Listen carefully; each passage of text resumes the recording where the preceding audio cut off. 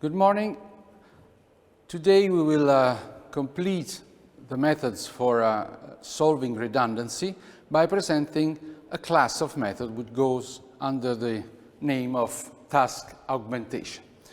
I remind you that the first two classes were the Jacobian-based method, in which the only matter is the task Jacobian and its different ways of being inverted or pseudo-inverted.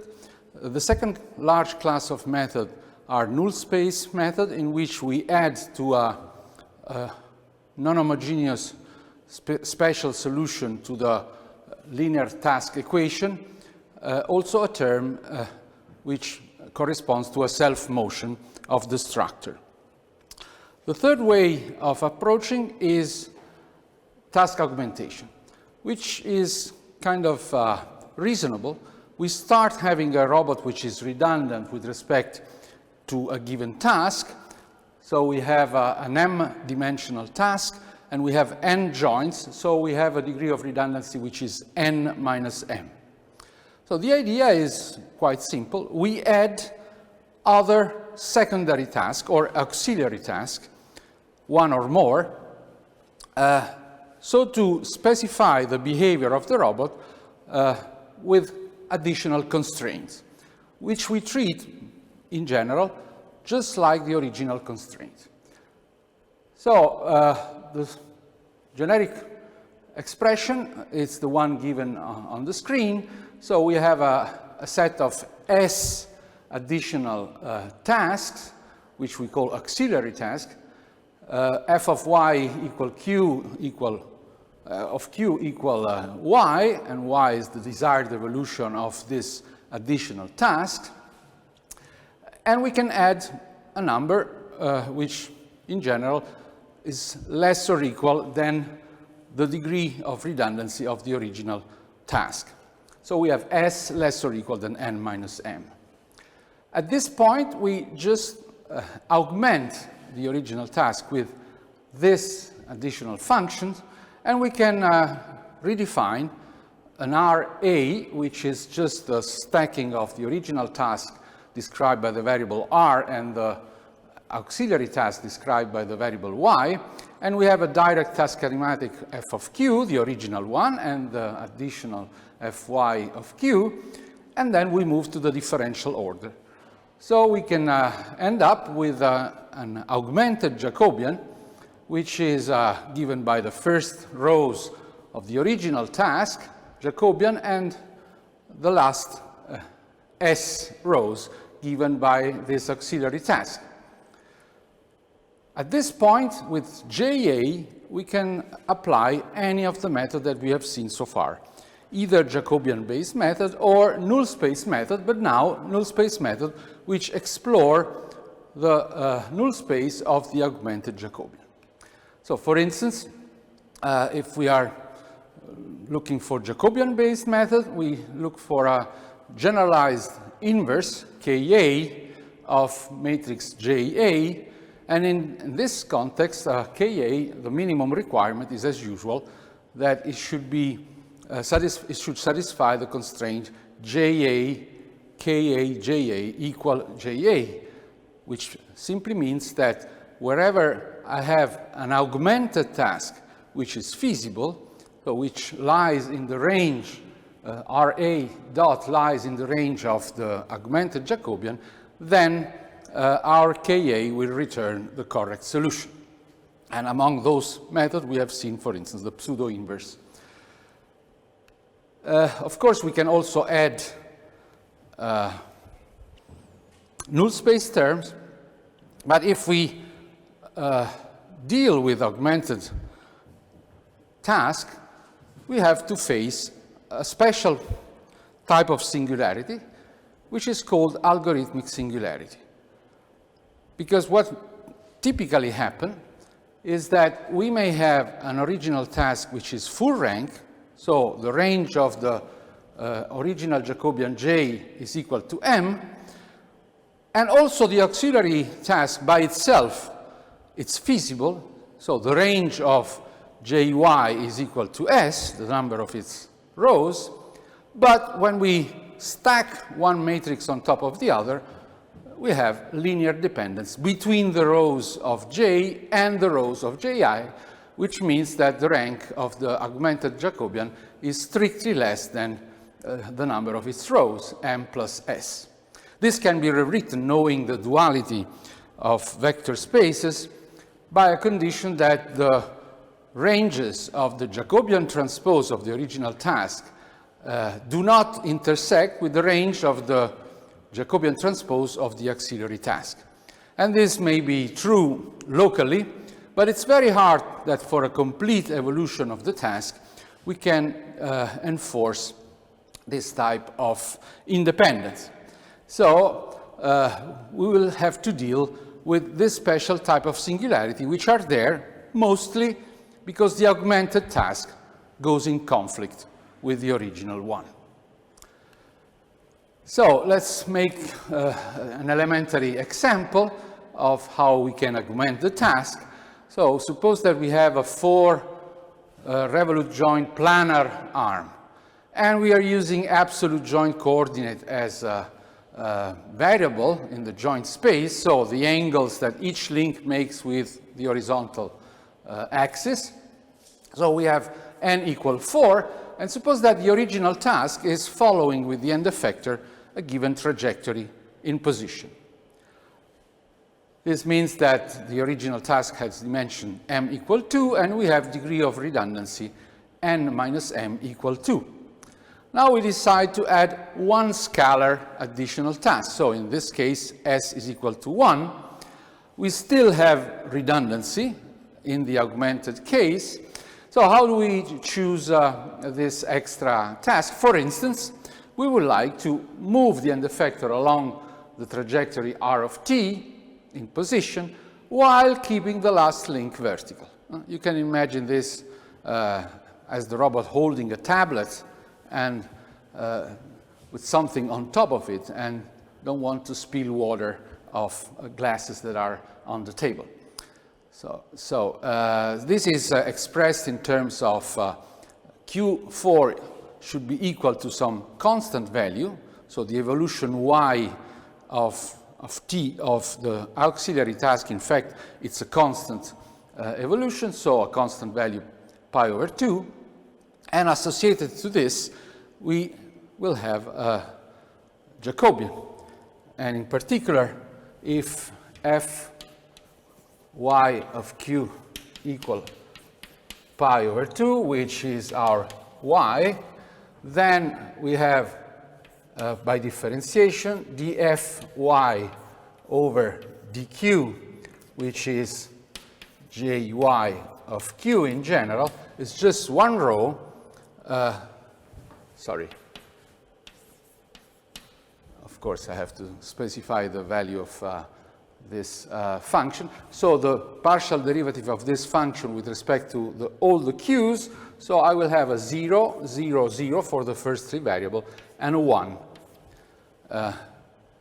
for the Q4 variable. A very simple additional row with which we will border the original Jacobian of the 4R robot performing the positional task expressed by the trajectory r of t.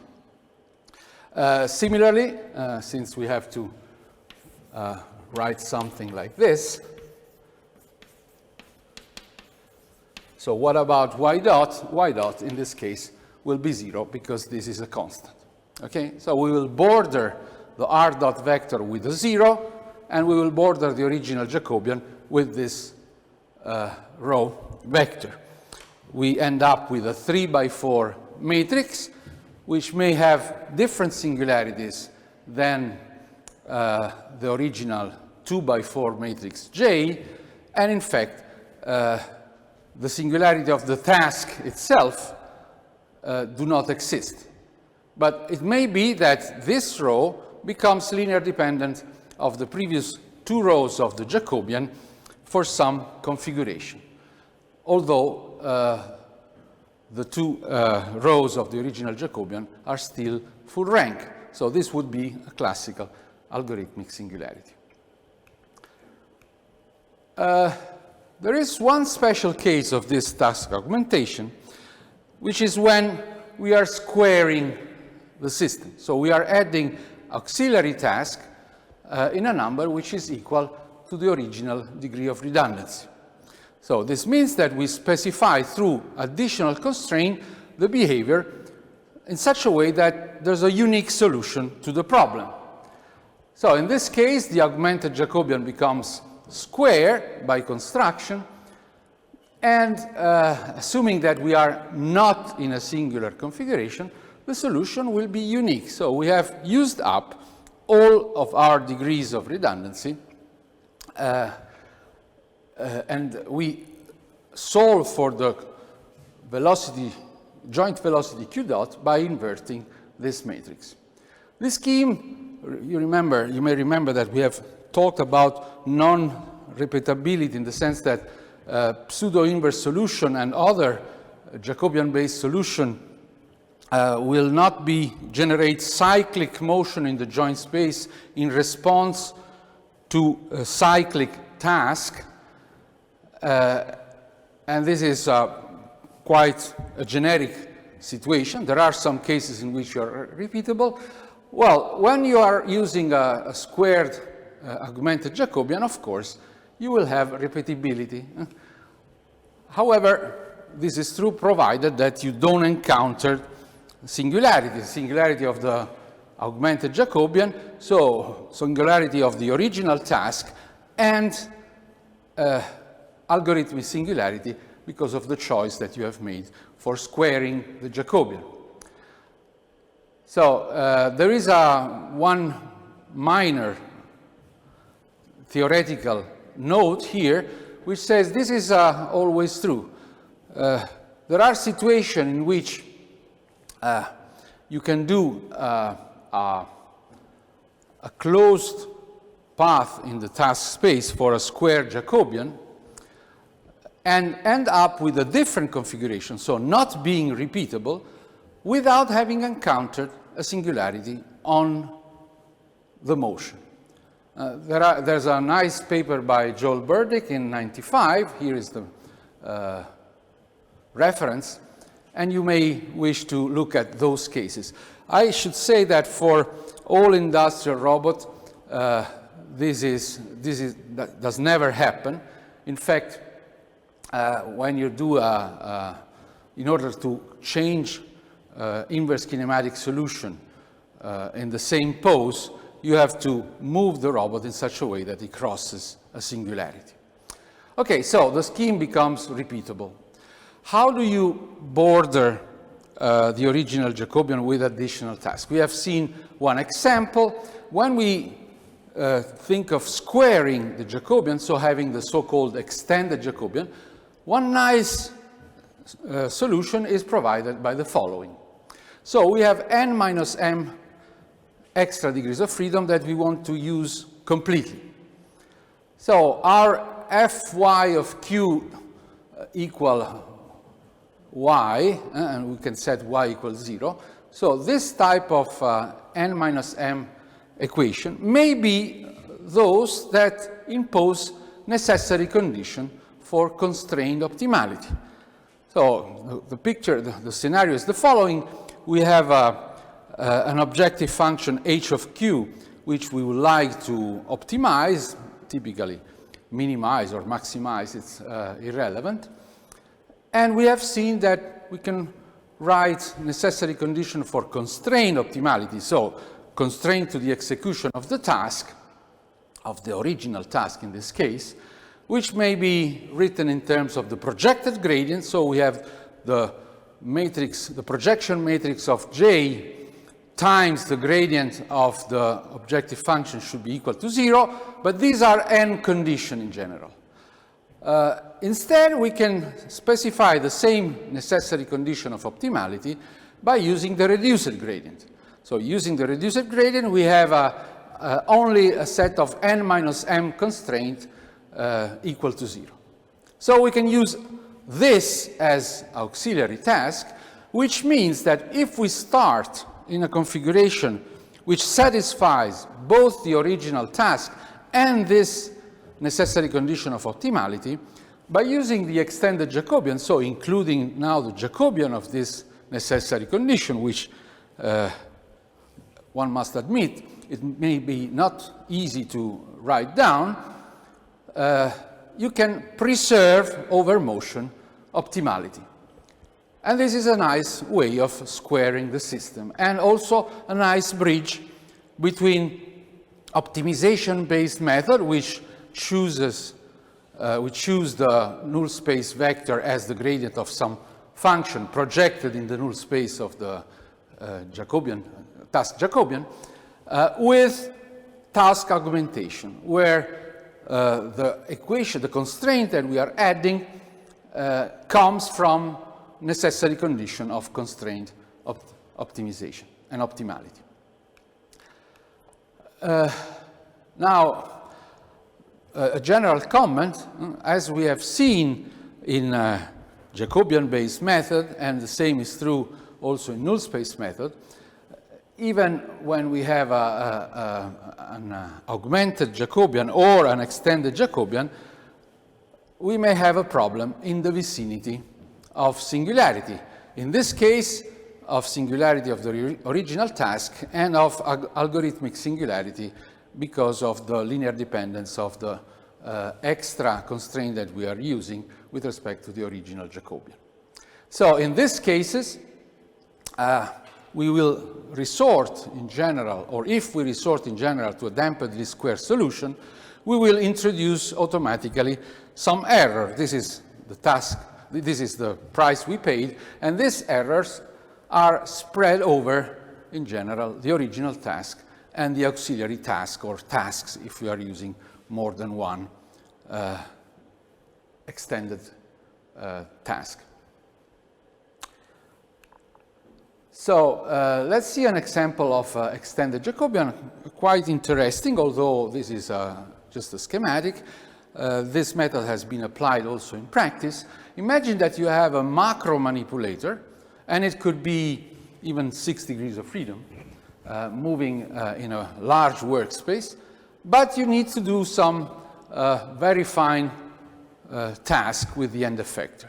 So on top of the macro manipulator, you can mount a micro manipulator, again, possibly with 6 degrees of freedom, so that the large motion is guaranteed by the macro manipulator, and the small fine motion, accurate, maybe compensating also any vibration occurring in the base manipulator, is executed by the small micro manipulator.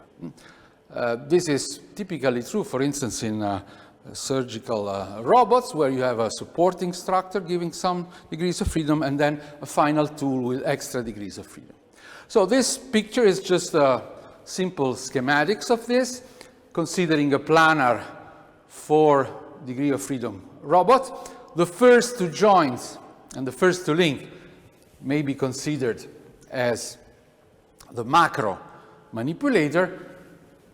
The second two joints and associated links are the micro manipulator. So suppose that the original task is given by some trajectory for the end effector. This structure has 4 degrees of freedom. The task is two-dimensional. So we would have a Jacobian J, which is in general function of all the joint variables, which is a 2x4 matrix. And now we can square this Jacobian by adding 2 more rows, and for instance, the 2 more rows are a trajectory for some intermediate point of the structure, for instance, for the end point of the second link.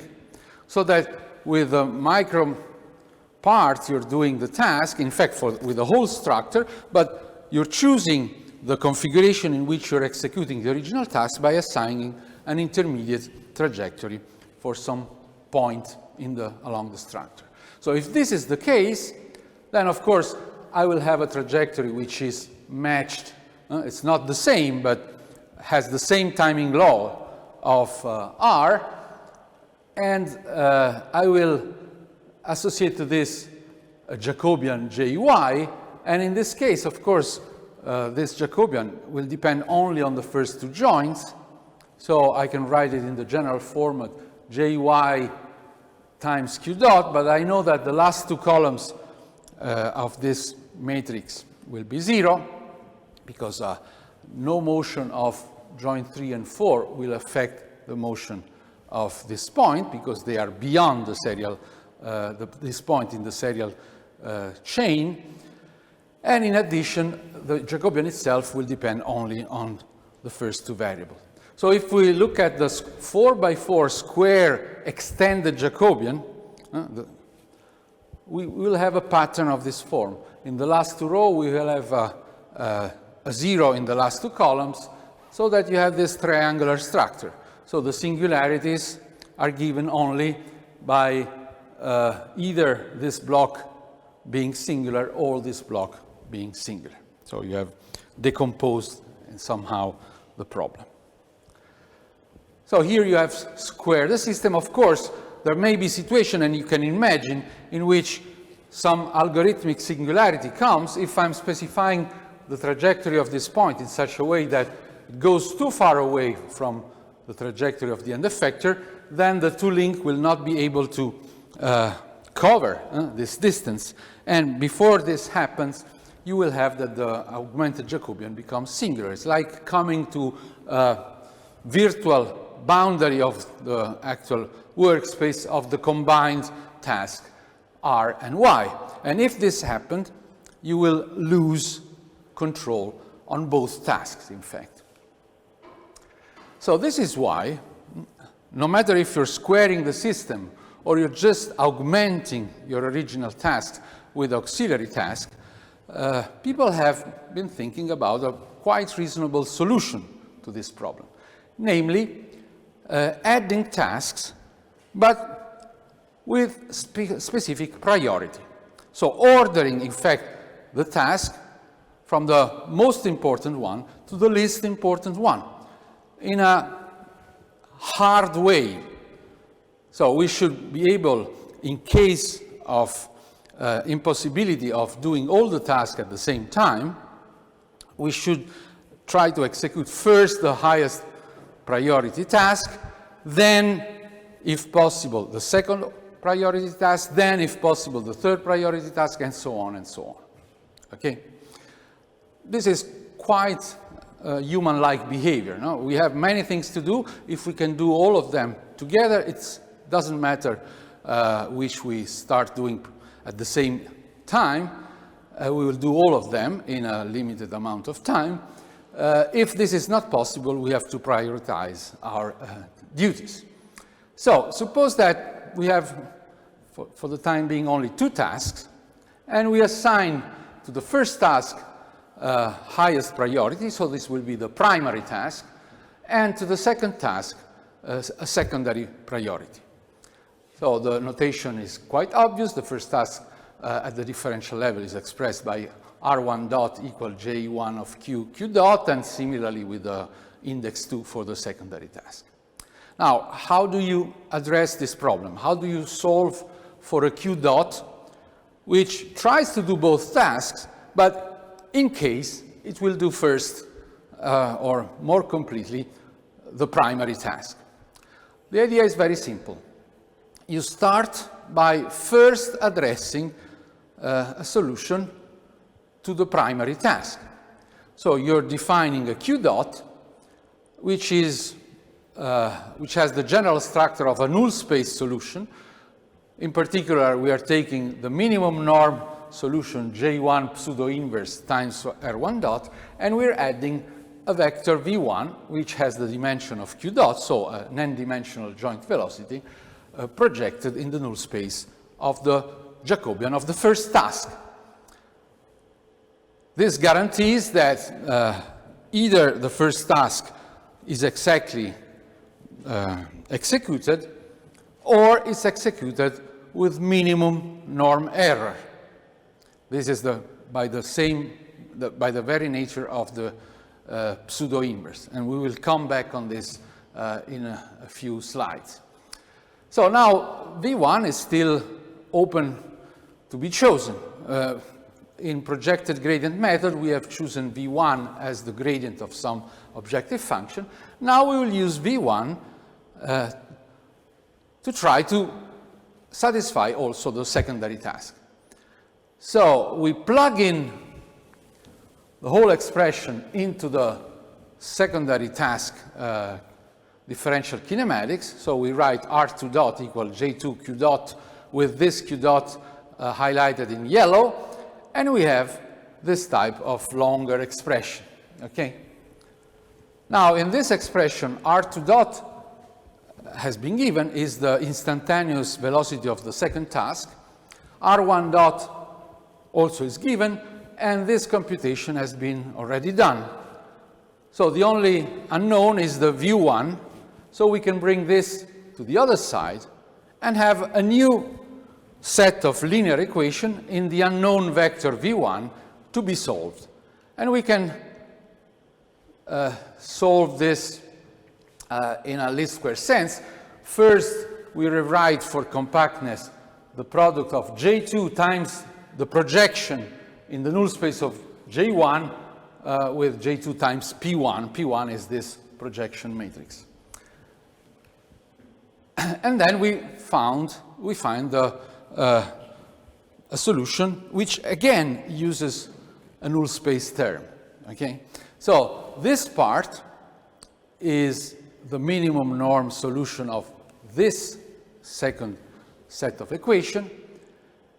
And you can see that this part is present if the solution that you're giving in minimum norm term, so this one, for the first task, when applied as a joint velocity vector to the second task, returns exactly R2 dot, okay? So in this case, V1 is equal to 0 if there is no extra terms in the null space, which simply says that if our primary task, the solution to the primary task is already good for the secondary task, then you don't have to add any contribution. In general, this vector is different from 0, so you will have a contribution V1 of this form, and you can still add some extra term that you define through this projection scheme.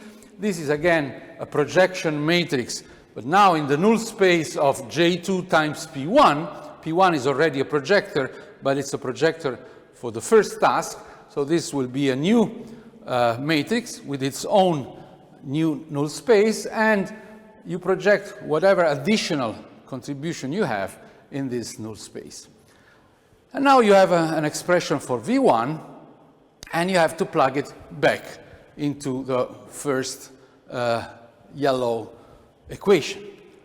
And when you do this, by the way, the V2 may be only be set to 0, but in general, if we will see to make this recursive for more than 2 tasks, we will use this for a third order of priority task, and so on and so on. We will see how this recursion can be efficiently set up. So we plug in V1 into the first expression, and we get this long but not scaring formula, because we now know every single term. So J1 pseudo-inverse R1 dot is the minimum norm solution to the first task. And then we have a projection in the null space of the first task of what we have chosen as V1. And this P1 is in front of the two extra terms. Of course, the last terms, when we set V2 equal to 0, because we don't have any additional task to satisfy in this stack of prioritized tasks, then the second term remains. Now, there's an important simplification in this second term, which is the following. We have the projection matrix with respect to task 1, and then the pseudo-inverse of this new matrix, which is the product of the Jacobian of the second task times the projection of the first task. Now, wherever you have an expression like this, in which the same projection matrix, in this case P1, appears in this structure, so if you have a product of a projection times pseudo-inverse of any matrix B times the same projection, then you can eliminate the first projection matrix, and the result is exactly the same. So you save some computation by saying that the P1 there, although it's present in order to understand that we are adding something in the null space of the first task, so this is why P1 is there, from a computational point of view, the same result is obtained by eliminating that matrix P1. So what remains is just J2 P1 pseudo-inverse. And of course, as I said, V2 is there or not there, depending on the fact that we would like to satisfy additional tasks or not. Now, what is the main advantage of this approach? You see that the formula is like solving a set of linear equation, but giving preference to a subset of this. This would be the equation that we assign highest priority. So in principle, so because you have to deal also with singularity, but the highest priority task will be executed despite the fact that we are not able to do both of them. So the error will be restricted to the secondary task in this case. And if you have a stack of tasks, this property will be repeated over and over. So let's do a simple example. Let's consider again the same situation that we have shown for the task augmentation, where we had a 4-planar arm doing a 2-dimensional task, and we augmented the problem by saying that the last link should be kept horizontal. Now we do the same here, but now the robot has only 3 degrees of freedom. And the first task for this 3R planar robot, with its end effector, it should follow this path or trajectory if we assign also a timing law. The second task would be to keep the third link vertical. So we start with an initial configuration which is feasible, and we give a velocity r dot to the end effector, and we specify that the second link angular velocity should be 0. We have seen that this is, in fact, what the augmented Jacobian specify. So we move on, and if we don't have task priority, we will move on for a while, and everything is okay, so because these two tasks are compatible. In fact, if we exchange the order of these two tasks, we will obtain exactly the same solution by a dual formula, where the first task plays the role of the secondary and vice versa. But at some point, something will happen. You see that in this situation, I'm still keeping the third link vertical, but the first and second link are going to be stretched. And this corresponds to a situation where pretty soon we will not be able to do both tasks together. And if we don't assign priority and we still try to do both tasks together, we will execute them as a whole in a minimum error norm version. So the robot will do something like this. So we'll abandon with the end effector the desired trajectory, while the third link will start to deviate. So we have spread the error, because we are not able to do both tasks at the same time, on both tasks. Instead, if we are using task priority, then the same behavior is obtained up to when both tasks are simultaneously executable. But when this is no longer possible, of course, we give priority to following the trajectory. So this is qualitative indeed. So the robot will continue with its end effector on the path, but it will deviate with its last link from the vertical. Now,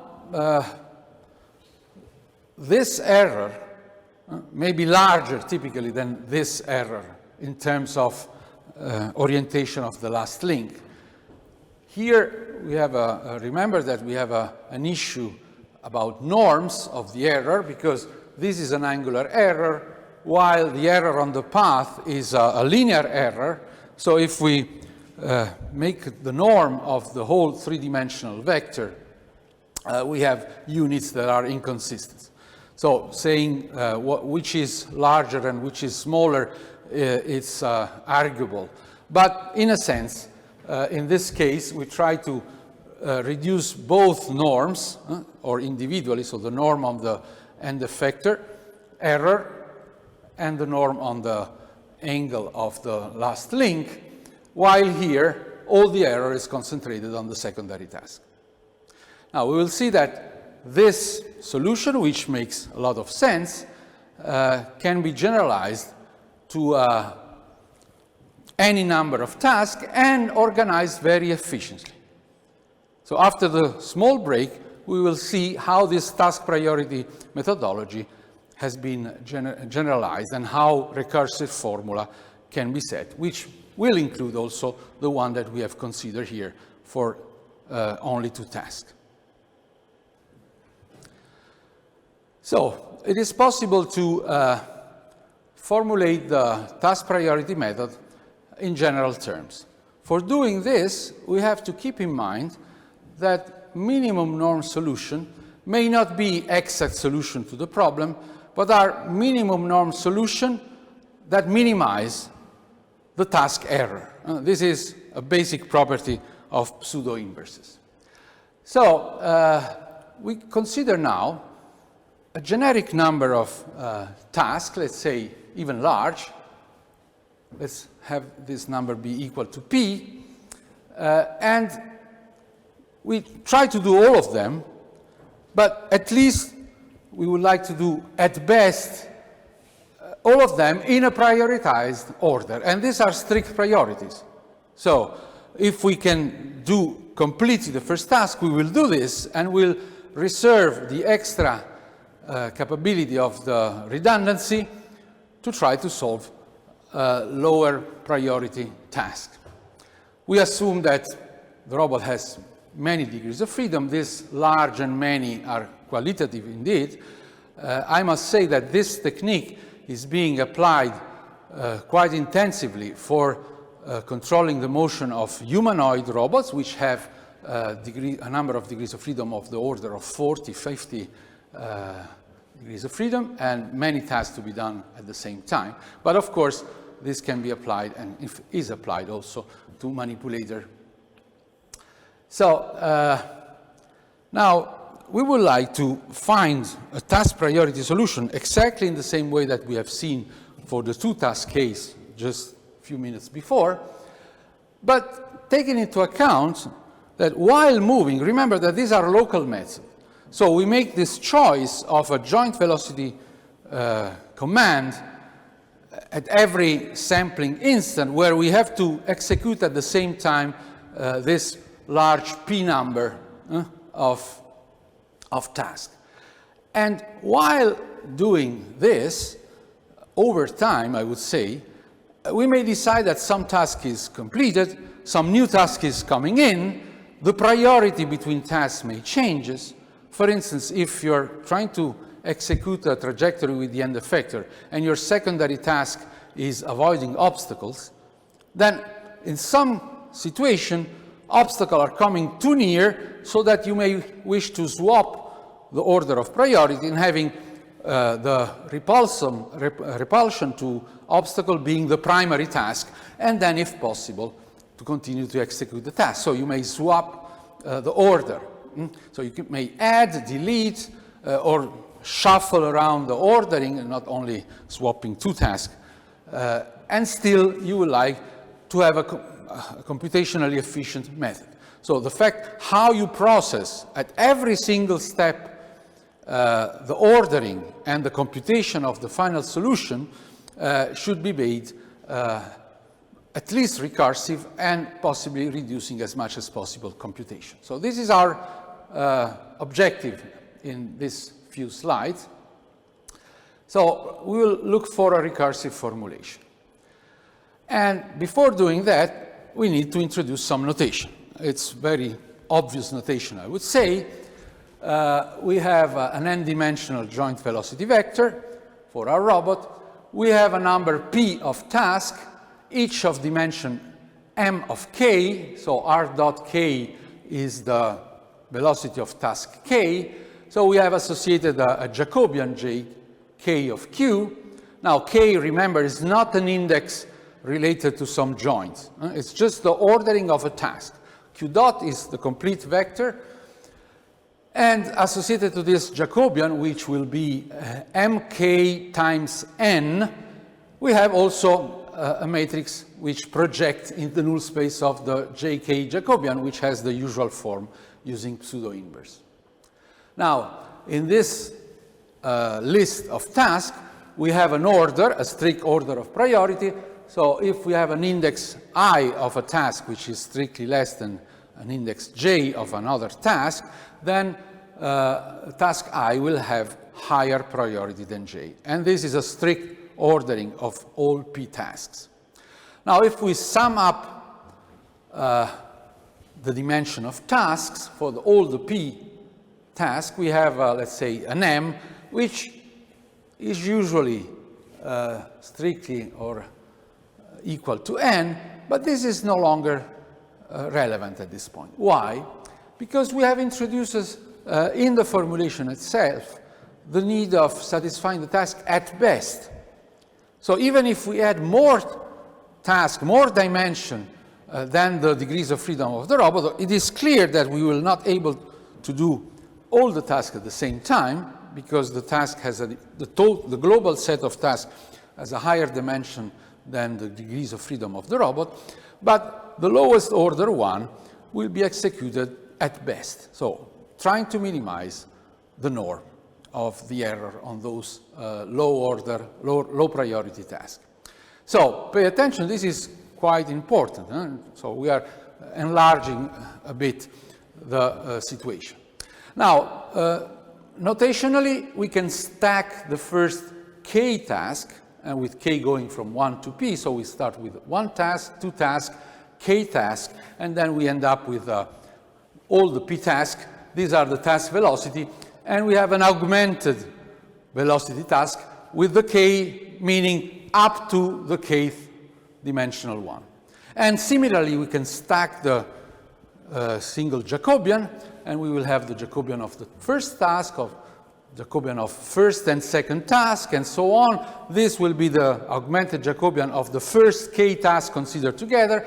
There's an a here, and the k means that we are considering the first k task. And of course, this can be extended until we reach the last task p. And associated to this, we have also a projection matrix. Now, this projection matrix is the projection into the null space of this augmented Jacobian. So it will always, all this projection matrix have the same dimension, n by n, because they are projecting velocity vector into the joint velocity space, but in the null space of matrices which are growing in dimension. Okay? So probably these null spaces will reduce in dimension as well. So by definition, if I have the product JAK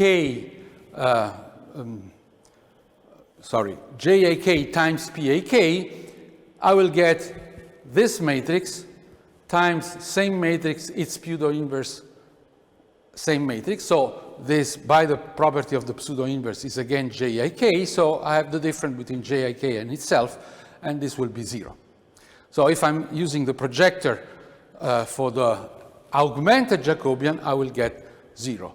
But of course, even if I'm taking any, by consequence, any Jacobian, task Jacobian in this matrix, and pre-multiply by this the projection matrix of the augmented Jacobian, I will get 0. Okay? So this is an obvious property that we will use in the following. Now, in order to see how recursion comes in, we will start with the original problem that we have seen, where we have introduced the pseudo-inverse and then the null space component to complete the pseudo-inverse solution. We will reformulate it in a slightly different way. So let's start with just one task, because if we understand one task and then the addition of a second task, we immediately see what is the recursion of the problem formulation. So our original problem was this one.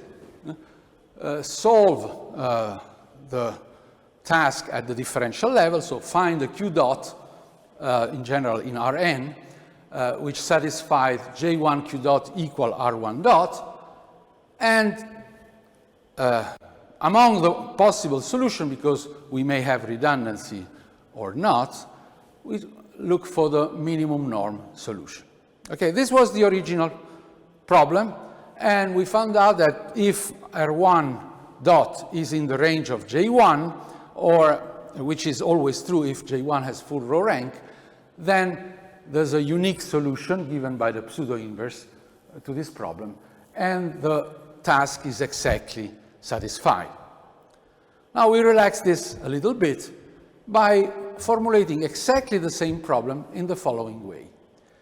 We define a search subset, which is, in this case, all possible joint velocity, which minimize the norm of the task velocity error. Indeed, if this solution, if there exists a Q dot that brings to zero this expression, then this will be actually the solution set will contain that velocity, but not only in general. If not, we will try to minimize this error norm. Now, this defines a set of possible velocity. How is this done? So we can define S1 as one specific solution, the minimum norm solution, now bringing to zero the task velocity error or minimizing in norm the task velocity error. And the whole set S1 is built by adding to one specific solution all the homogeneous solution term. So all to the homogeneous equation J1 Q dot equals 0. So the projection matrix in the null space of J1 times any velocity vector in the n-dimensional space. Okay? And now, with this set, we obtain the same solution there by saying that we would like to minimize the norm of any velocity which satisfies, which is in the solution set S1. And of course, if everything works, we will obtain exactly this solution. Now, with this relaxation, which apparently is seamless at the first task, what happened when we are considering the second task? Now, we have already found the Q1 dot, whatever, solving the relaxed problem above, and now we have a second task. And we would like to see if our solution Q1 dot satisfies also the second task, or should be modified. How? By the addition of a specific velocity in the null space, and possibly satisfying also the secondary task, or in general just minimizing its error norm, just like we did in the relaxed formulation for the first task. So the definition of the set of joint velocity in which we are looking for a solution to the problem is just saying we would like to minimize the task velocity error for the second task using Q dot, which are already in the subset S1, so that already are feasible for the first task. And in this set, Q dot equal belonging to S2, we are looking for the minimum norm solution. And surprisingly, as we have seen in the task priority method of the previous slide for just two tasks, we can write the solution Q dot 2. So pay attention, this is the joint velocity which satisfies at best task 1 and task 2 with priority.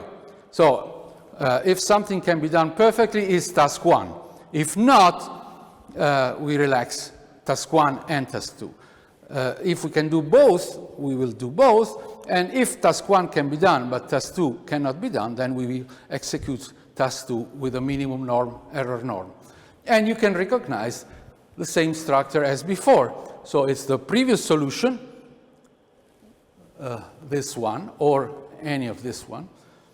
And in a search space, which is given by this particular solution. And you can see here the correction due to the fact that Q1 dot is not solving R2 dot, because if Q1 dot J2 Q1 dot is equal to R2 dot, so the solution to the first task is also a solution to the second task, there will be no correction, and solving the two tasks together will be give the same solution as solving just the first task. And in general, the solution set S2, the one that we have described here, is given by one particular solution, this one, plus a velocity vector, which is projected in the augmented Jacobian. So the Jacobian made by the Jacobian of the first task and the Jacobian of the second task. At this point, we can make a jump to the generic kth problem. So this is the step k, and remember that we have to go through the whole task, so up to the last priority task, which is the pth one. And we rewrite exactly the same formulation. So we have a linear quadratic problem for the kth task, which first specify the set in which we are looking for a solution. So we would like to find among all velocity which satisfy at best, not strictly necessarily, but at best, the first k minus 1 task, so this subset S k minus 1, we are trying to find the q dot which minimize the task velocity error of the kth task. And this is the set in which we are exploring at the kth level, and in this set, we're trying to find the minimum norm solution. And this set Sk minus 1, the one that we have defined here, has the expression, the generalized expression that we have seen before, is the solution that we have found for the task up to the kth minus 1, and an additional velocity vector vk minus 1, which is projected in the null space of the augmented Jacobian for task 1, 2, 3, up to the task k minus 1. Now, this formulation has led also to a nice formula, a nice recursive formula in a conference paper by Professor Siciliano and Professor Zlotin, to this recursive formula, which is nothing else that we have seen before for the two-dimensional case, to the two-task case. So the solution up to the kth task is the solution up to the kth minus 1 plus a correction if the solution up to the previous task is not satisfying also the kth task. We have a correction needed here, and this is manipulated by the pseudo-inverse of the product of the kth task Jacobian J times the projection matrix in the null space up to task k minus 1. So we can initialize this recursion from 0, so that we have the first task solved is q dot 0, which is 0, and then here we will have a projection which is just the identity for k equal 1, and then just the pseudo-inverse of rk dot. So the solution, if we are doing things correctly, for k equal 1, with this initialization, this will not be there. This can be cancelled. I have the pseudo-inverse of the first Jacobian times the task velocity of the first task. This is also 0. So it's very simple. And then you go recursively. So this is exactly what we were looking for. There are more things to be said. Do we accept this as a solution? Does this solution, which is computed recursively, so at every time instant, I'm going down the stack of tasks by computing q1 dot, so the solution that solves at best the first task, then q2 dot, which is the solution which solves at best the first two tasks, but with priority given to the first task, then q3 dot, which solves at best the first three tasks, but with priority given to the first one and then to the second one, and only at last to the third one, and so on. Does this formula really preserve this strict priority between tasks? Well, first of all, there's a nice property. We already mentioned that. We start initially considering all possible joint velocity. And this is our set S0 that we start with for solving the first task. And then we build the second set S1, which is the set in which we are looking for a solution, a best solution also for task 2, and then S3 also for task 3, and so on until we get to the bottom of the stack of tasks. And while doing this, this space restricts itself. This is convenient to imagine, although from a practical point of view, you do all these things numerically, but you know that you're really imposing more and more restriction into the possible joint velocity that you're considering. So we said, does this type of solution, which is written again on top of the slide, satisfy also the previous task? So does not perturb what we have done so far. In fact, we are modifying q dot k minus 1, which was the good solution up to task k minus 1, with an extra term, and claim that q dot k not only is the best solution for the kth task, but does not change what we have done so far. Okay? So for the previous task, nothing changed. Now, in order to see this, we apply the solution q dot k to all previous tasks. So to the augmented Jacobian up to task k minus 1. Okay?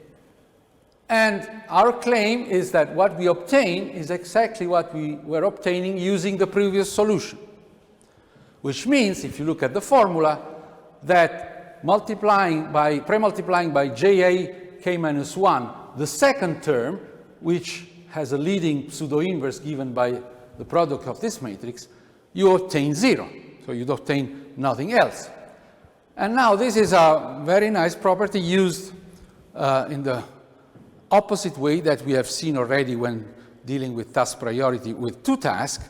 When you have a projection matrix multiplying the pseudo-inverse of any matrix times the same projection matrix, you can eliminate the first projection matrix.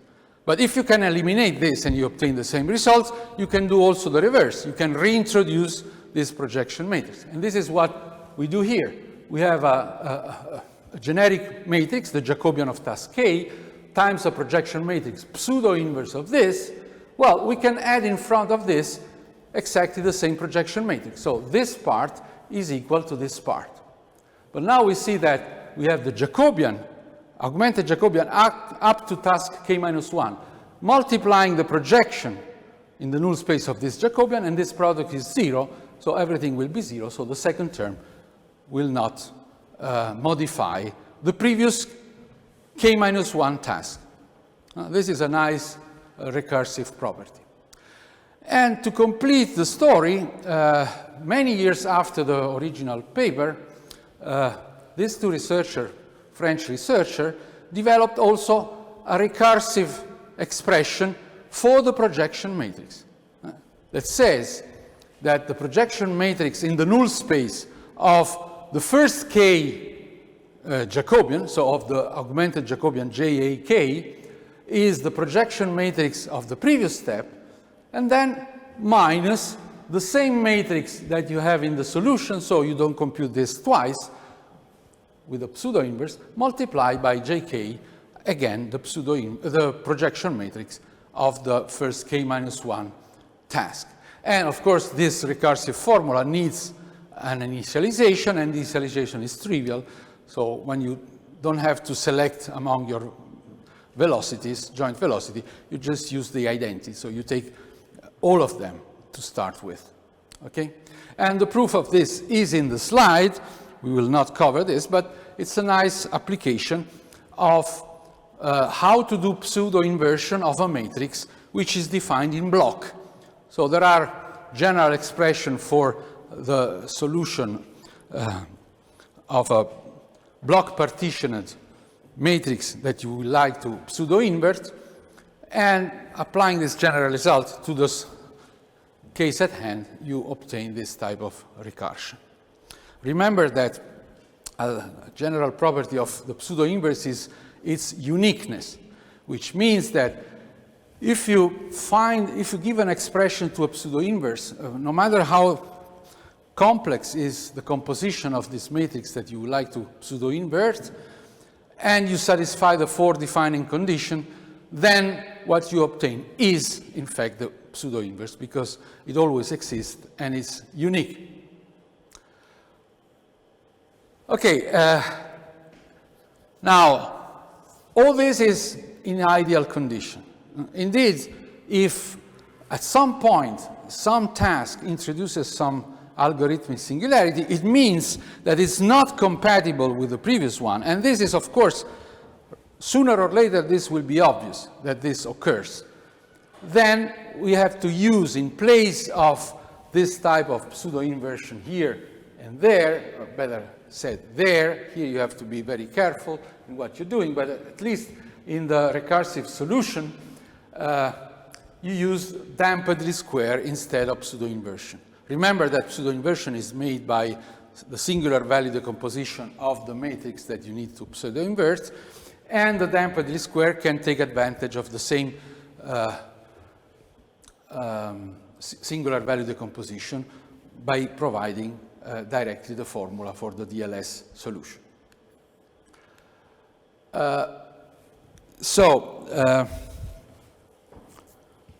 We will see later on some example of this.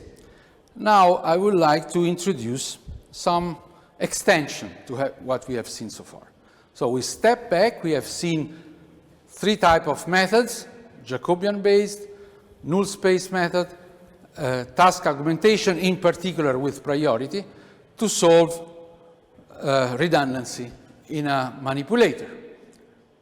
Now, how can we extend rather simply this type of solution that we found so far? So in quite many different directions.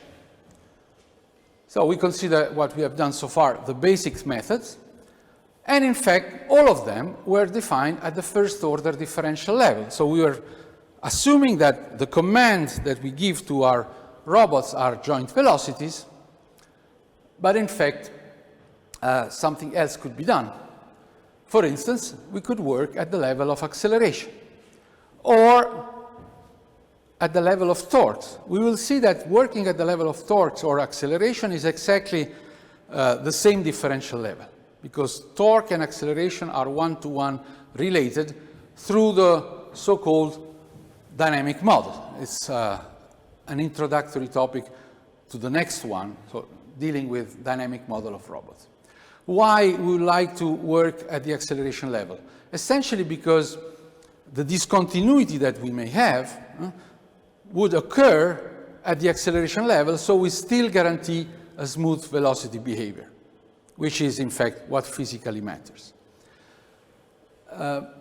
One type of discontinuity that occurs, especially when you're considering a stack of tasks, is when you swap between tasks, or you eliminate one task, or you add a new task in the stack of tasks. Because at this point, the velocity will, in general, be completely different, and you will have a discontinuity, more or less large. In fact, there are techniques for smoothing the transition between set of stacks of tasks and new set of stack of tasks, so that this continuity at the velocity level is guaranteed. But indeed, in this transition, something is being lost. If you move all the stack of task machinery to the acceleration level, you may still comply with discontinuity of the acceleration, which are physically feasible, in fact. So this is one way why we would like to move this to the second order. And the other way is that as soon as we deal with acceleration, introducing the dynamic model of the robot, we may consider also problem in which we try to minimize, for instance, the torque that the motors deliver in order to perform a task for which the robot is kinematically redundant. This is the theme of all these lectures. The second generalization that we are looking for is that so far we have not considered the fact that even when the task is feasible, we may not be in the right configuration so that we execute the task. So we have moved the problem at the differential level, but we are assuming from the beginning that at the initial configuration the task is being satisfied, or is being satisfied actually completely. And then we try to realize the task velocity either exactly or with a minimum task velocity error norm. But if we have a perturbation, if we don't start on top of the task, so we have an initial task error, not task velocity error, but really at the level of the task variable r, how we compensate for this. So this is exactly the difference between planning method, all that we have seen so far, although they are local planning method because we generate incrementally the velocity at every configuration, and control method, which takes into account the fact that while doing the task, you may have from the beginning or during the execution, because of many errors and disturbances and so on, you may not execute the task, and you have to recover the error. So you have to use essentially kinematic control scheme. The third extension that we made, so far we consider only fixed base manipulator, and allow me to consider what happens if we have a manipulator not mounted on a fixed ground, but mounted on a mobile base, typically a wheel mobile base. How the machinery that we have seen so far for handling redundancy can be extended in that case. And finally, up to now, we have specified all the tasks as equalities. R dot equal JQ times Q dot. But we know that many things that can be included in the attempt of using at best the redundancy are typically defined in terms of inequalities, in particular linear inequalities. So we will consider a complete quadratic programming formulation. We have seen the formulation of the linear quadratic problem when the constraints are only equalities, how this can be extended to the case of inequalities, and in particular, giving priority to this. We will not detail all the cases or the machinery, but at least we present some representative situation to understand what's going on. And in particular, among the inequalities, which are very critical, are the so-called hard limits in the joint or command space. If you have a joint range and you're not considering the problem of staying within the range as an optimization problem where you have the objective of getting toward the center of the joint ranges, but you really don't care where you are, but you have to stay within the joint ranges in a hard way. So these are inequality constraints that cannot be really treated in a satisfactory way in general within the task priority formulation, because the task priority formulation allows also a possible violation, so a soft handling of inequality constraint, which is good if we are considering this inequality coming from the execution of a Cartesian task. But if we are going down to the joint level, to the command level, where velocities are constrained, configuration are constrained, acceleration are constrained through bounds, we don't want to violate this bound. And we will see how to do this with a special algorithm, which is the so-called saturation in the null space algorithm that we developed a few years ago. Okay, so we will not be able to cover all these things in today's lecture, but let's see where we end up. So first of all, let's see how this problem can be, our solution method can be generalized to the second order level. So resolution at the acceleration level. Well, that's relatively easy, at least from a formal point of view, we started with the definition of a generic task, so task variable R, task function f of q, so we should relate the value of the task variable to the configuration of the robot. And we have seen that we treat this because of linearity at the first order differential level. So we have a Q that satisfies R. Now in this configuration Q, we have specified locally a desired task velocity R dot, and we need to find a velocity Q dot such that this is satisfied, possibly at best, and not exactly. So we have dealt with the vector equation R dot equal J of Q times Q dot. Now, if we would like to see not the joint velocity Q dot, but the joint acceleration Q double dot as command for our robot, we have to move the differential order one step farther. So we take the second derivative of R, or the first derivative of R dot, and on the right-hand side, you recognize the two contribution, JQ times Q double dot, if you take the derivative of Q dot and not of the Jacobian, and the second term, which is vice versa, J dot times Q dot. And remember the notation that I'm using, J dot of Q is the derivative of a function of Q only, so the Jacobian, but inside it contains also Q dot.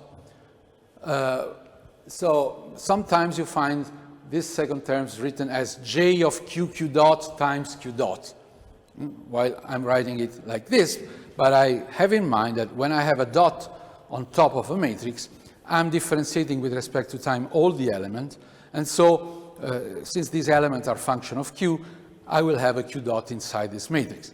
So there's a Q dot inside, a Q dot outside, so the last term typically is a quadratic term in the velocity. It's related to centrifugal or centripetal, if you wish, and Coriolis velocities of robot motion. So if you have this situation, then you should know that at a generic time t, or tk, if we are doing this at discrete time samples, we know where we are, so we know q, and we know also what is the current velocity of the joint, because this is in fact the state of the robot. So we know the configuration and the velocity. And in this state of the robot, we are given a desired task acceleration R double dot. So if we look at this equation on top in the blue box, we can reorganize it by leaving on one side JQ times Q double dot, which is the variable that needs to be chosen. And on the other side, we have the desired acceleration at time t, R double dot, and the contribution to the acceleration, which is already there because the robot has some velocity in that configuration. And J dot times Q dot is exactly an acceleration which results from that state. So we have to understand that this type of acceleration is there anyway, and then we may ask for an R double dot acceleration. So we can have on the right-hand side all known quantity. Let's baptize this x double dot because they are both acceleration contribution. And if you look at the equation now, you have j q double dot equal x double dot is exactly the same form of the first order equation, where you're replacing q dot with q double dot, the unknown. You're replacing r dot with this x double dot, modified acceleration of the task. And in between, you have the same Jacobian matrix.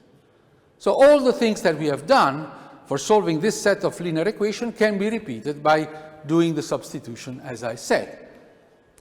So the problem is formally equivalent to the previous one in velocity, with this acceleration in place of velocity command and x double dot in place of r dot. For instance, if you would like to find a minimum acceleration norm solution, then you would take the pseudo-inverse of the Jacobian multiplied by the known vector of acceleration c double dot, x double dot, and this would be the solution with minimum acceleration norm. If you had placed here r dot and here q dot, you would have had the minimum velocity norm solution, okay, among those that satisfy the linear constraint or satisfy at best the linear constraint.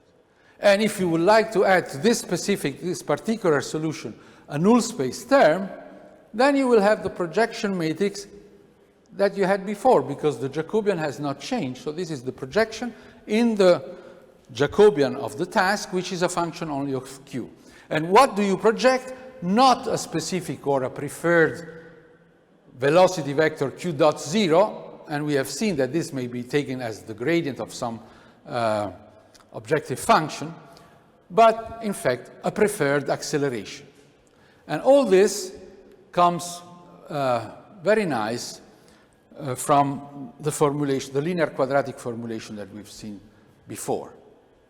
For instance, you may still put here the gradient of some function, although considered as a velocity, this can be instantaneously satisfied. When you're considering this as an acceleration, you're tempted to go along the direction of the gradient of your objective function, but instantaneously this may not be true. On the other hand, one very important term that you should add in all second order solution in the null space of the Jacobian is a term which damps out joint velocity. So KD is a typically diagonal and positive definite matrix, so each is weighting the velocity with a minus sign, and this is the preferred velocity in order to stop the motion. Sorry, the preferred acceleration in order to stop the motion. So let me make a simple computation here. If you take this equation, minus KD times Q dot, so you're starting from any configuration, for any configuration of the robot, and you are with this velocity, and you would like to stop the motion, and you don't have any other task to do, then this acceleration does the job in a very nice way. This is diagonal and positive definite, so we can see the generic equation has an acceleration which is minus KDI Q dot I, and this simply says that if you have a positive velocity, you will decelerate, because there's a minus sign here times a positive quantity. If you have a negative velocity, you will accelerate, so you bring yourself toward the Q dot I equals 0 solution. So this damps out velocity in a nice way, actually in a decoupled way, joint by joint. So if this is true, then by the things that we have said before, we can take as preferred acceleration. So what we would do if we have no other task to do, we would like to stop the robot as soon as possible. We don't care about which configuration we're getting to. So this term is like formulating the problem of minimizing over Q double dot, not the norm of Q dot, but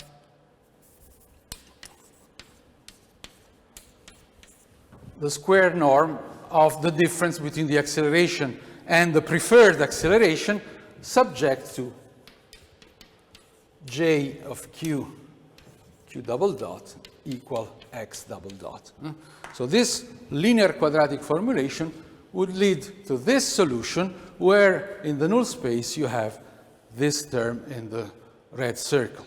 And of course, you can add or not these other terms, but this becomes more an heuristic solution. This term is instead exactly solving this problem, as we have seen.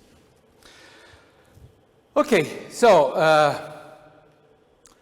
all the things that we have said on first order method can be applied as well. So task augmentation at the acceleration level, task priority at the acceleration level, and again, other purely Jacobian-based method. For instance, here you can use the weighted pseudo-inverse You can use damped square if you are violating, if you're not able to execute exactly the task, and so on and so on. But one thing that is very important once you have an acceleration description is to take into account the dynamic model of the robot. So more on this later. In fact, our next large subject will be how we derive a dynamic model of a robot manipulator, so considering the actual masses, inertia of the links, of the actuators, of the presence of gravity effect, and so on. So we will see that eventually we end up with a second-order nonlinear set of differential equations. In fact, there are n differential equations of the second order, where n is the dimension of the joint space or of the generalized coordinate that we are using for describing the dynamics of the robot. And there's an equation which involves the configuration q, the velocity of the joint, q dot, and also the acceleration. And the product is, the formula is the following. We have an inertia robot matrix, we call it M of q, which is square, positive definite for all q's, and therefore invertible, okay, and symmetric by construction. So we have an inertial term, the product of this inertia matrix times the acceleration, plus a number of other nonlinear terms, which include centrifugal and Coriolis forces or torques, due to the fact that the single links are moving and they are moving together, so they have a coupling in this sense, plus another term which is embedded in the n vector. I use a very compact notation here. Another term which depends only on the configuration, which is related to the presence of gravity.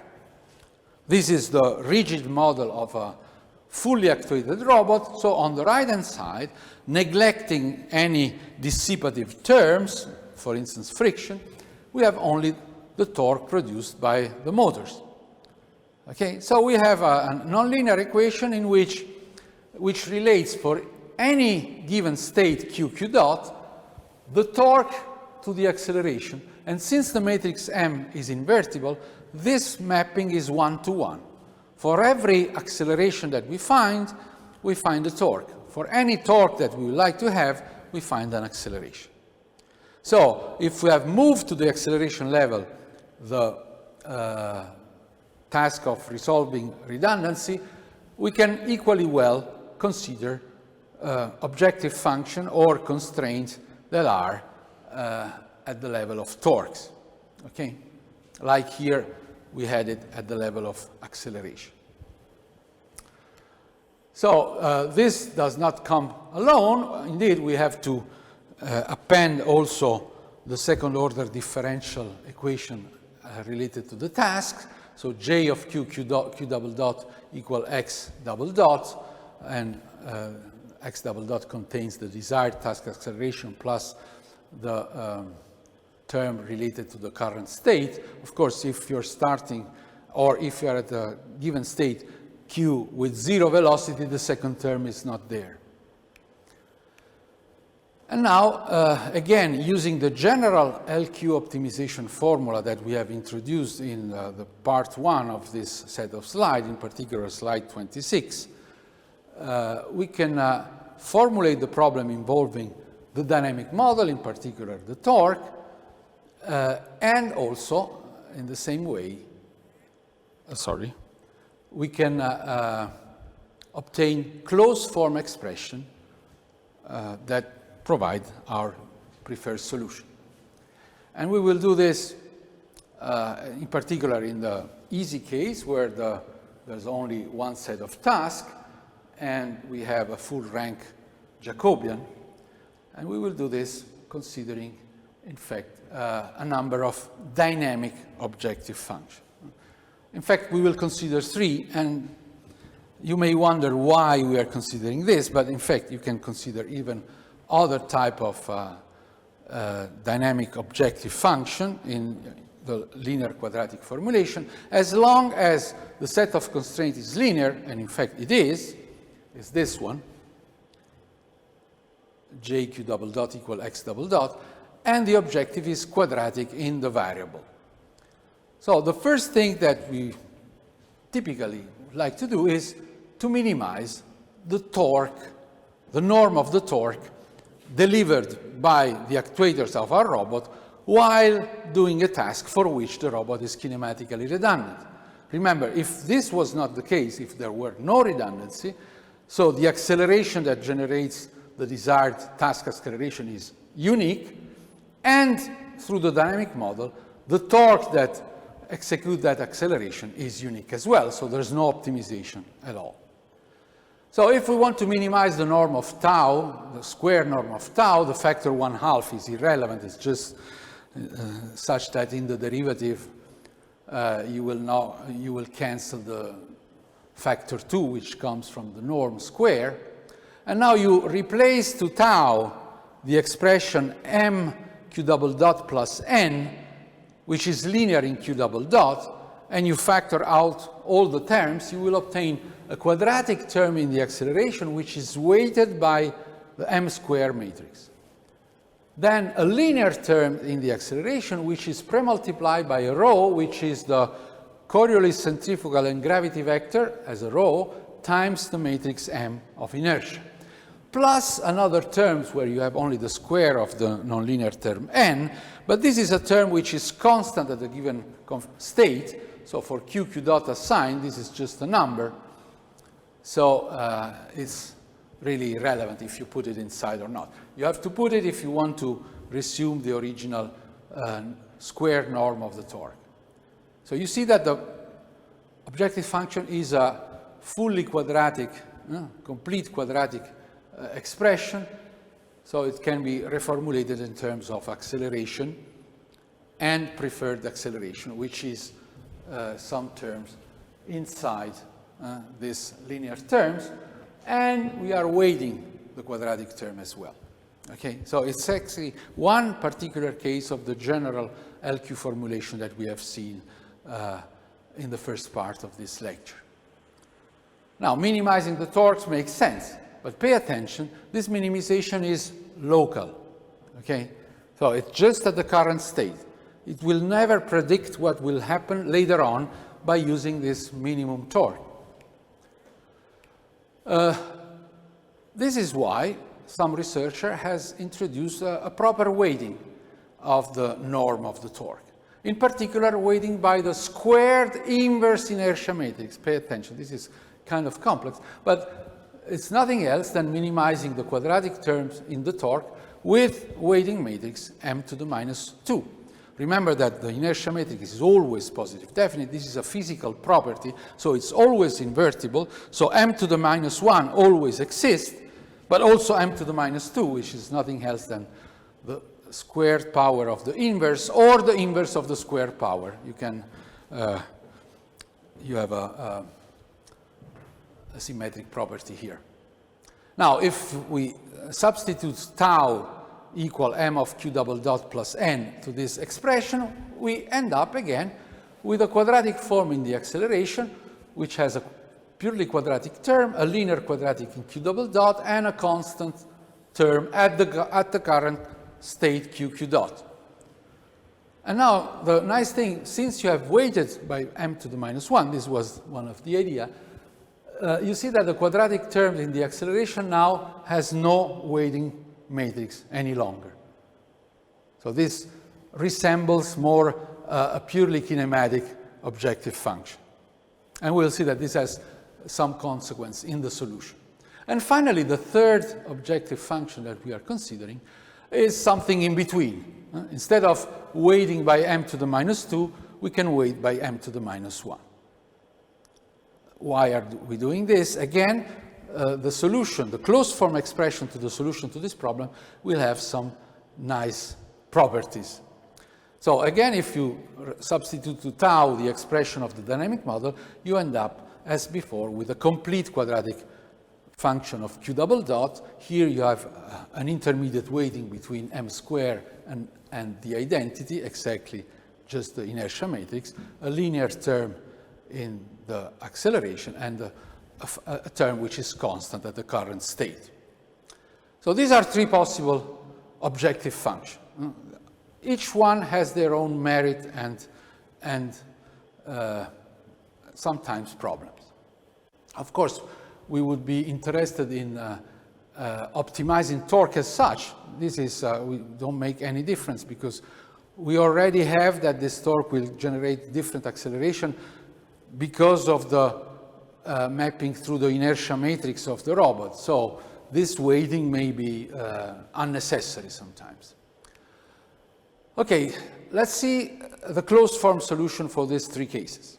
And pay attention, all this formula, I give it as such, but are the result of the application of the generic solution to the linear quadratic problem that we have seen so far by just replacing weighting, constraint, and variables. So in the first case, the solution is the following. You have to multiply the Jacobian of the task times the inverse of the inertia matrix and do the pseudo-inverse of this. And then multiply by all terms which looks like acceleration. In fact, the R double dot is the task acceleration as well. The J dot Q dot is the acceleration on the task that results for the robot being at a given configuration Q with a given velocity Q dot. And this is, again, a quadratic term in velocity. And then you see that there's a torque term N. Pre-multiplied by m to the minus 1, it becomes another acceleration, in fact, joint acceleration, and multiplied by j, it becomes a task acceleration. So you see that all the three terms in the parentheses are, in fact, have the dimension of a task acceleration. Another trick here, pay attention not to make this common error. You have a pseudo-inverse of a product of two matrices. If the two matrices were invertible, the inverse of a product of the matrix can be distributed between the two matrices by exchanging also the order. For the pseudo-inversion, this is not true. You cannot do the rewrite j m to the minus 1 pseudo-inverse as the pseudo-inverse of m to the minus 1. And since m to the minus 1 is invertible, the pseudo-inverse is the inverse, so this would give you only m times the pseudo-inverse of j. This is not true, okay? Now, this local solution, which minimizes torques, is nice if the task is not too long, but the common experience over the years of research having explored this type of problems is when the trajectory grows longer in time, so the robot is in motion for a while, then you accumulate internal joint velocity, and all of a sudden, in order to execute the task, this joint velocity has to be relaxed instantaneously, so you have a kind of a whipping effect. So either an explosion of torque motion, of torque norm, or before that, an oscillation that grows inside the robot while doing perfectly the task.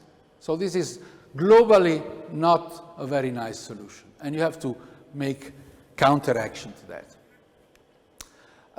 For the minimum squared inverse inertia weighted torque norm, the solution is this one, again applying the general formula, and you see that the term inside the parenthesis is exactly the same as before. What changes is what is in front. And here, lo and behold, you find that you replace the pseudo-inverse of that product, j times m to the minus 1, with exactly what we were hoping to get. So the inertia matrix, not inverted, times the pseudo-inverse of the Jacobian, which is a purely kinematic quantity.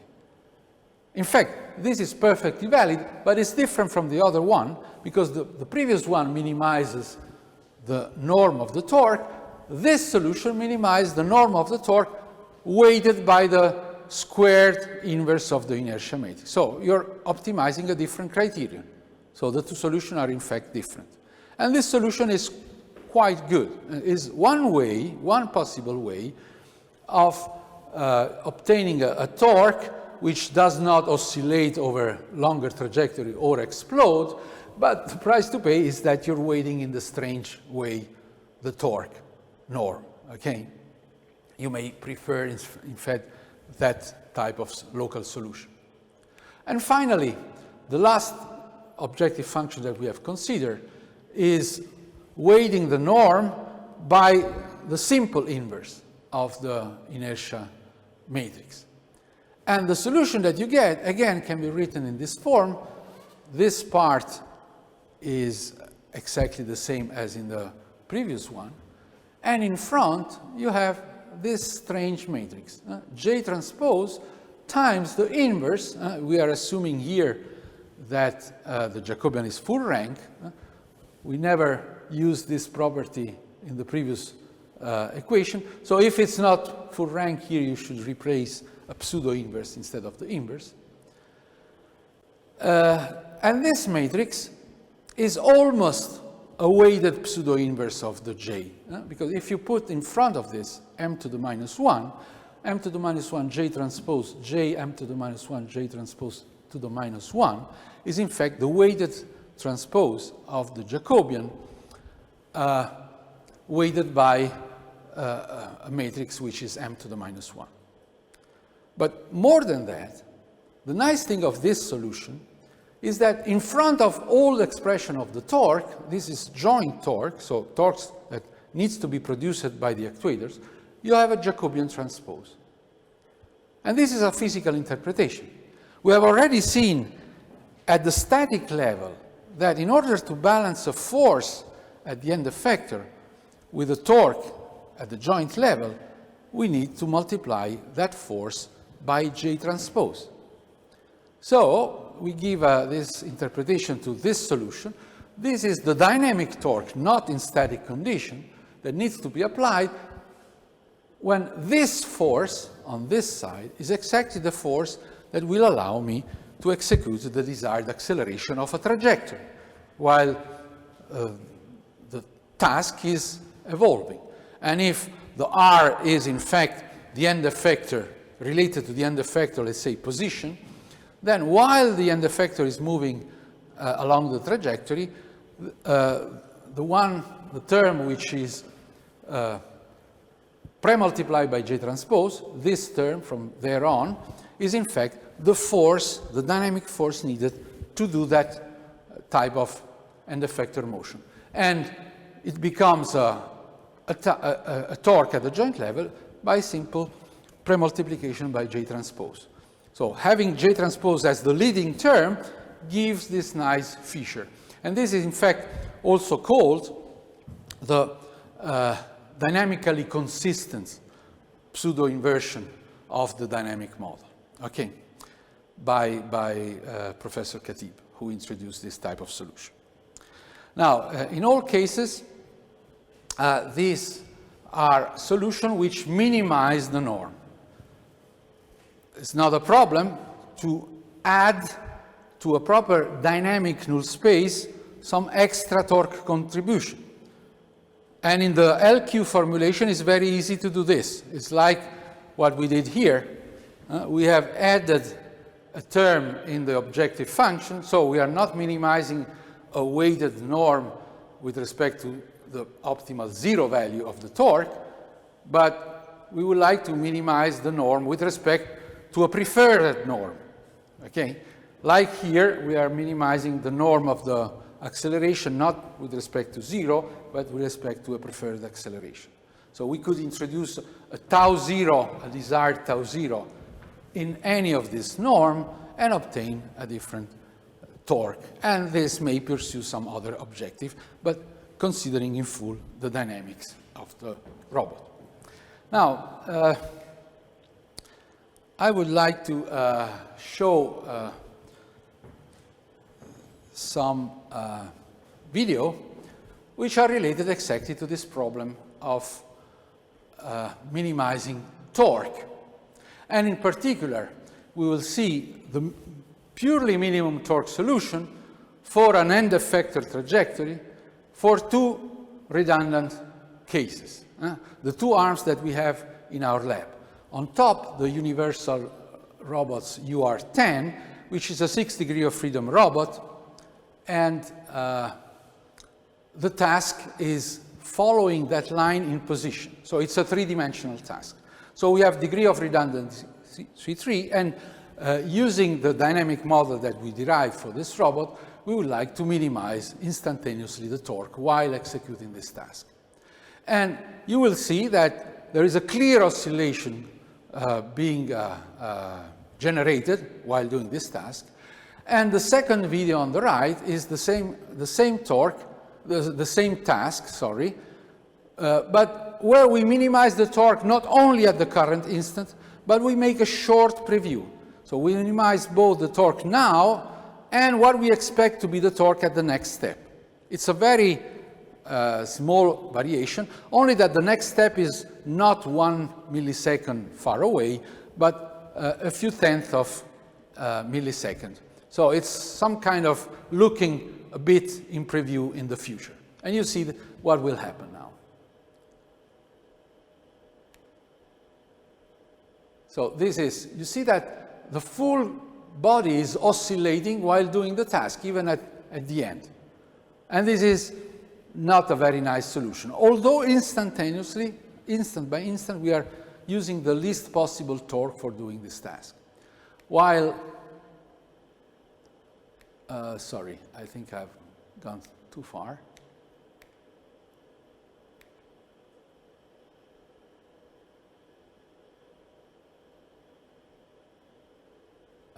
Okay, now you will see also the motion that you obtain for a universal robot without oscillation. And let me go back here. I'm doing a mess now. So this is the first. And now we will see also the second is a comparison of the minimum torque norm solution with the model-based preview and with some damping in the null space. You see that if you minimize torque only, there are some oscillation. This is a close-up view of the oscillation that the arm has internally while performing a linear path for the end effector. Here the robot has 7 degrees of freedom, but we are not using the last joint, so the final rolling joint, but still we have degree of redundancy 3, and here you see all of them together. The solutions are quite similar, and the only difference is the one that minimized torque. And here you can tell better what happened from this graph. This is the norm of the joint velocity for the 4 methods. The green one is the minimum torque norm, and you see that you start oscillating and getting this oscillation larger and larger, and this is what you see only slightly in the video. While the black solution is the one with a preview instant, and you see that it's quite similar to the previous one, except here at the end where you don't excite too much the joint velocity, but much smoother. And if you look at the 2 methods where you include in the minimum torque norm solution also a damping term in the null space, or if you do the same with a future instant preview, you obtain 2 different evolutions in norm of the joint velocity. The blue one, which is the one damped but minimizing the torque as primary objective, has some more oscillation than the red one. And this is a comparison at the joint level from joint 1 to joint 6. We are not using joint 7 as said.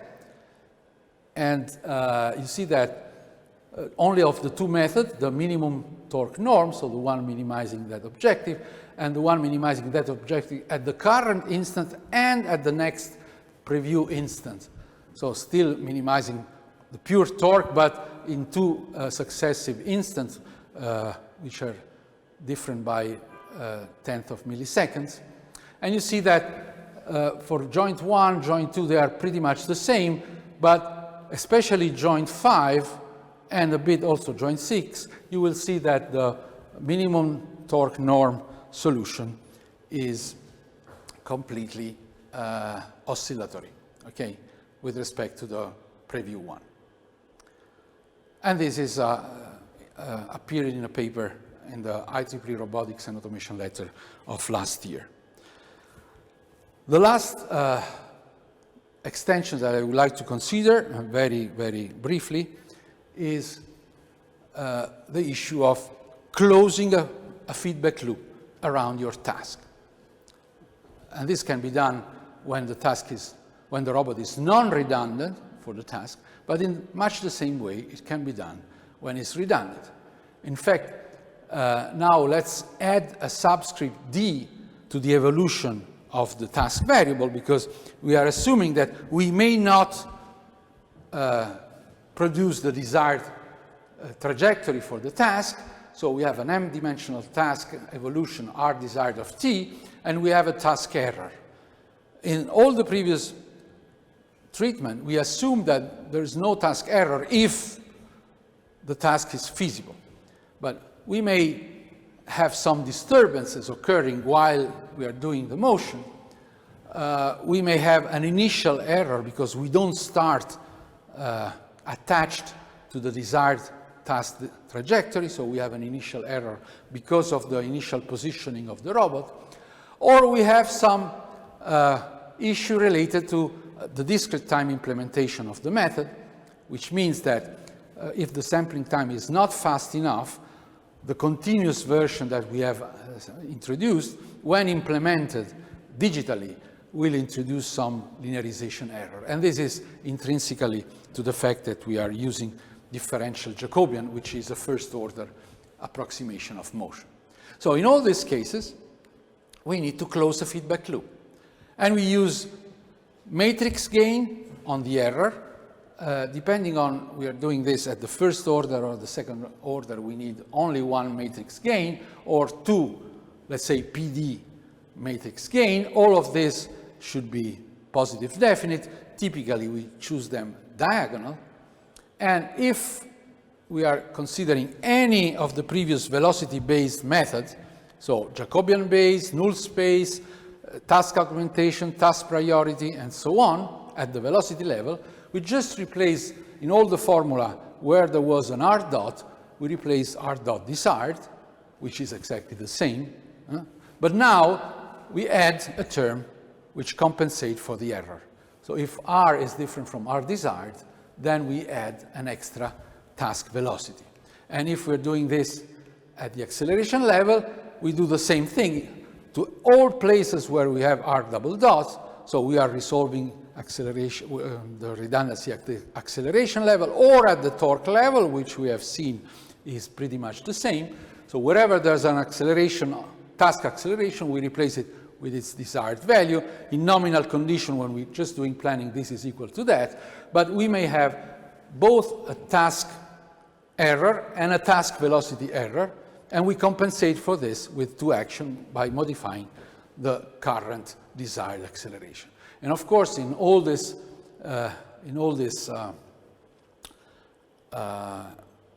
expression, wherever you have R, you're computing R with the direct task kinematics here, and wherever you have R dot, you're computing this with the first order task Jacobian relation. Okay, I think we can stop here for today.